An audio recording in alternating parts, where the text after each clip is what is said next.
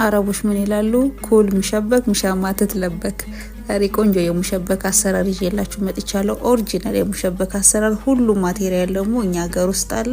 ሙሸበክ ድሬዳዋ ላይ ይታወቃል፣ ብዙ ቦታ ይታወቃል። ዛሬ አሰራሩን አሳያችኋለሁ። ይሄ የውጭ ሰልሞኔላ ነው በጣሳ የሚመጣው። ይሄ ደግሞ የሀገር ውስጥ ነው።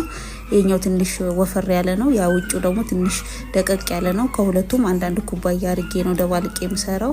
ከሀገር ውስጥ አንድ ኩባያ፣ ከውጭው አንድ ኩባያ። እዚህ ጋር የውጭ ምን እንደሚመስል ምስል ላይ ያስቀምጥላችኋለሁ። ከዛ ግማሽ ኩባያ ፍርኖ ዱቄት አድርገን እንደዚህ በደንብ እንደባልቀዋለን። ሩብ የሚሆን ደግሞ ዘይት አድርገን በደንብ ውስጡ እስኪወገባ ድረስ እያሸንን በደንብ ማደባለቅ አለብን። ውስጡ ድረስ በደንብ ዘይት መግባት አለበት፣ ሁሉም ጋር መዳረስ። ከዛ በኋላ 2 ሾርባ ማንኪያ ስኳር አድርገን እርጎ ደግሞ አንዱ ሁለተኛ እናረጋበታለን። እርጎ እንደ እርሾም ያገለግላል፣ ግን እርሾም ጨምርበታለሁ።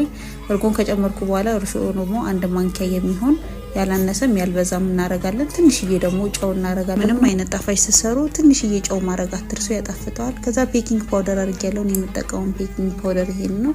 እናንተ ማንኛውም የካርቶን መጠቀም ትችላላችሁ። ለ2 ኩባያ ስሚድ ወይም ሰልሞኔና 1 ኩባያ ከግማሽ ወይም ከሩብ የሚሆን እያያችሁ ወተት ታረጉበታላችሁ። እኔ ስላበዛውበት ወተት ትንሽ ደግሞ ሰልሞኔና ጨምርበታለሁ። ትንሽም ዱቄት አድርጌ ውፍረቱ እስከሚመጣልኝ ድረስ በደንብ ሆዱን አደባልቀዋለሁ። እንደ ፍርኖ ዱቄት ሰልሞኔና በጣም ደቃቅ ስላልሆነ ሻከር ያለ ስለሆነ ውስጡ እንዲዋሃድ በደንብ መቦካትና በቂ ወተት ሊኖረው ይገባል። እንደዚህ አድርጌ አብኩቼ ሸፍኜ ለ30 ደቂቃ ያህል ተወዋለሁ። ውፍረቱ እንደዚህ መሆን አለበት ማለት ነው። ከዛ ለሱ ደግሞ ሲራፕ አዘጋጃለሁ። ስኳር ተወጃለሽ ብላችሁኛል። ሁሉም ጣፋጭ ነገር ግን በስኳር ስለሆነ የሚሰራው 2 ኩባያ ስኳርና 1 ኩባያ ከሩብ የሚሆን ውሃ አርጌ ሎሚ ጭማቂ አርጌ የሎሚ ስላይስ ደግሞ አርጌ እጥደዋለሁ ለ 10 ደቂቃ። እናንተ ያማሰላችሁ ውፍረቱን መቆጣጠር አለባችሁ። ትንሽ ያዝ ማለት አለበት፣ እንደ ውሃ ቀጭን መሆን የለበትም። ልክ ያዝ ሲል አውጥታችሁ እንዲቀዘቅዝ በሌላ ጎርጓዳ ሳህን ብትገለብጡት ቀላል ዘዴ ይሆናል። እኔም እንደዛ አርጌ ጎርጓዳ ሳህን ላይ ከገለበጥኩኝ በኋላ የቦካውን ሰልሞኔን እንደዚህ አርጌ በደንብ ከውስጥ ያለውን አየር አወጣለታለሁ።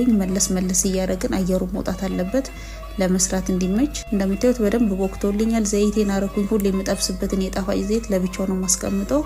ለኩሼ ሳቴን በዚህ በእንጨት ቼክ አድርጓለሁ። ግለቱ በጣም ከጋለ ቶሎ ስለሚቃጠል መካከለኛ አርገን የሳቱን መጠን ሊጣችንን ደግሞ በእንደዚህ አይነት የክሬም መስሪያ ላስቲክ ውስጥ አርገን ሞክረን አዘጋጅተን ወደ መስራቱ እንገባለን። እንዲህ ያረግን በክብ ያረግን በፍጥነት እንደ እንጀራ ማዞር ነው ማለት ነው። ፍጥነት ያስፈልጋል። እንዲያያዝ ደግሞ ጎን ለጎን መሆን አለበት። ከዚህ የበለጠ መጥበሻ ብትጠቀሙ ለመስራት ይመቻል። እኔ ባለኝ መጥበሻን እየተጠቀምኩ ያለሁት።